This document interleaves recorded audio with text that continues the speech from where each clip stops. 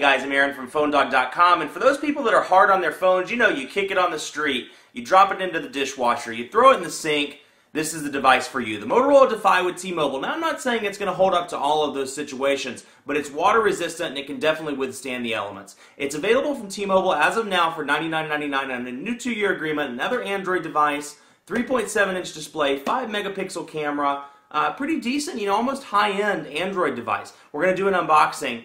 But first, special thanks to our friends at Best Buy Mobile for hooking us up with not one, but 2 Motorola Defys for use in our One Pod Bandit giveaway. You know, one thing I like about Best Buy Mobile, you walk out working. So you walk in with mom, she's getting her first phone, she wants to set up her email because you know you guys want to communicate back and forth. She doesn't know how, Best Buy will take care of that. You'll walk out working, as the term says. But enough of that. Special thanks to our friends at T-Mobile for a review unit. Let's get into the unboxing. It starts right now.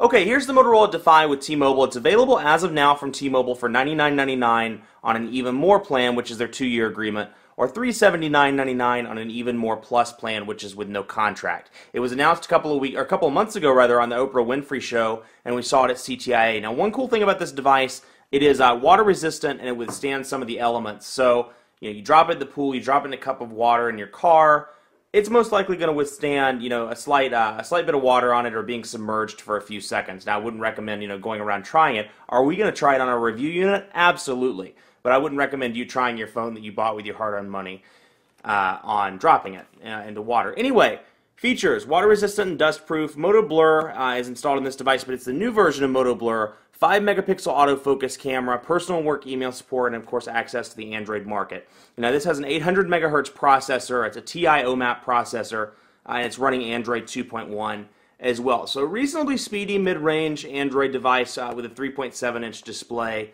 And in the box you get the phone, charger, headset, SIM card, micro SD card, and of course your instruction manuals. So let's have a look here. I can't wait in the review to do all kinds of fun testing on this phone, dropping it in water, so be sure to stay tuned for all of that fun testing. Now on here it says water resistance warning. Make sure all of these little ports on the side, the 3.5mm headphone jack on the top, the micro USB charging port on the left, and nothing on the right. But make sure those are covered and the flaps are firmly on those in order to guarantee or ensure the water resistance. So if you're with your friends, and you're like, hey, you know, check out my phone. It's water resistant. It can swim in the pool. And you throw it in, and one of these isn't covered. Your friends are going to laugh at you because your phone's going to die, and you're going to cry, and that's going to be sad. I don't want that to happen, so don't do that. Make sure they're covered up. Before you turn it on, Moto Blur account, we know. Put this over to the side real quick. Let's see what's in here. Instruction manuals, start guide, terms and conditions, and battery. Micro USB cable, which doubles up as your charging cord for the AC adapter module. There's that, micro USB. And then your AC adapter module, typical Motorola AC adapter module.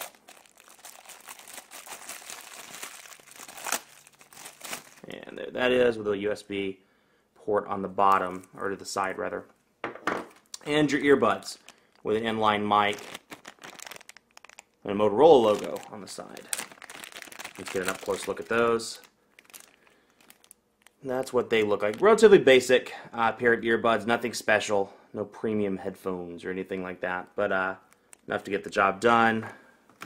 And of course the battery door, that would come in handy as well. Black battery door. Undo that and we'll pop it on, and we'll get to testing. I don't know if it's just me, or does it seem like they put more plastic on these phones now? Like, it takes 18 years to get through the process. I have a SIM card already in there, courtesy of T-Mobile. The micro SD card is, not sure how big it is, but we'll look. Let's see here if we can tell. 2 GB micro SD card. It comes with the device. And then you can see on the battery door how protected the battery is from the water, and how durable the battery door is. So let's get that on. Hooks in at the top. Has a little lever at the bottom that you use to get it locked. Let's see here. Maybe I'm doing it wrong. I'll do the battery up. There we go, okay? That's on. And there we go. It looks like it is locked on the device. And let's power it on. But before we do that, on the bottom, menu, home, back, and search buttons.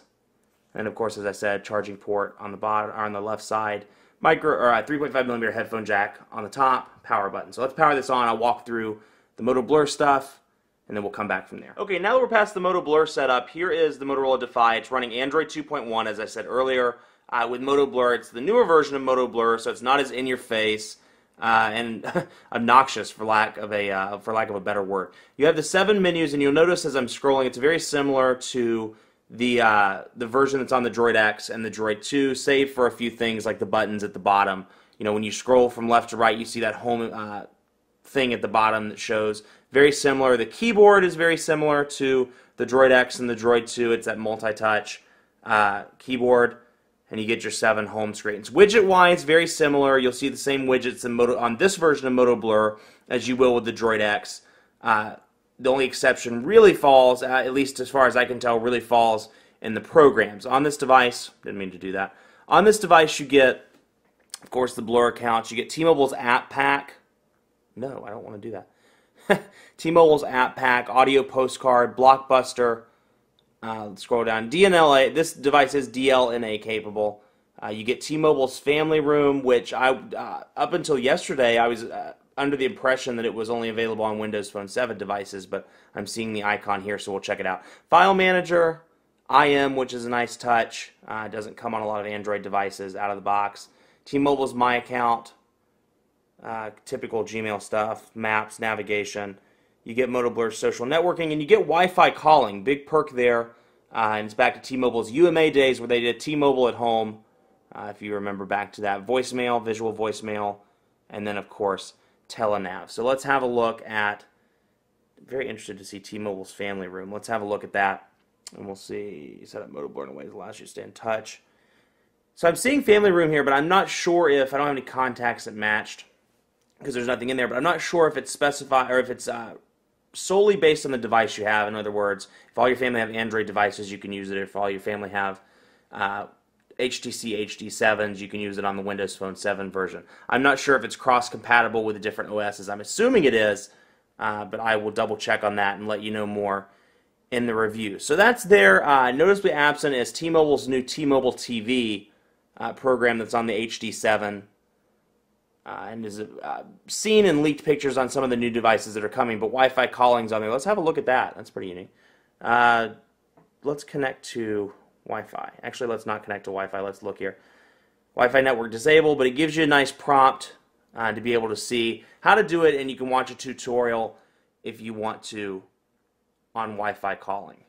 But other than that, you'll see it's pretty similar to, outside of the tweaks, it's pretty similar to the Droid X and the Droid 2. You look at the call menu, the dialer, the recent contacts, favorites tabs are all very similar. The actual dial pad, and then the overall menu interface, very similar. It seems like it's standardizing for the most part across the board between Motorola's high-end devices and their mid-range devices and low-end devices like the Defy and Flip Out, things like that. So stay tuned and keep it locked on PhoneDog.com for more coverage of the Motorola Defy. It's an exciting new phone. That's not. Oh, yikes. Oh, snap. Did I just say snap? Oh, what happened? I hope it still works. Oh, it does. It still works. It's underwater. It's upside down. Woo! Much more exciting testing like that coming up on PhoneDog.com. In the meantime, like us on Facebook. Facebook.com/PhoneDog, and be sure to follow me on Twitter, PhoneDog_Aaron, for all the news, PhoneDog reviews, and other exciting things that we have going on PhoneDog.com. So keep it locked on there. Much more coverage to come. And let me try and fish this out. Oh, I'm getting a phone call. Got to run. Thanks for watching. Have a great day.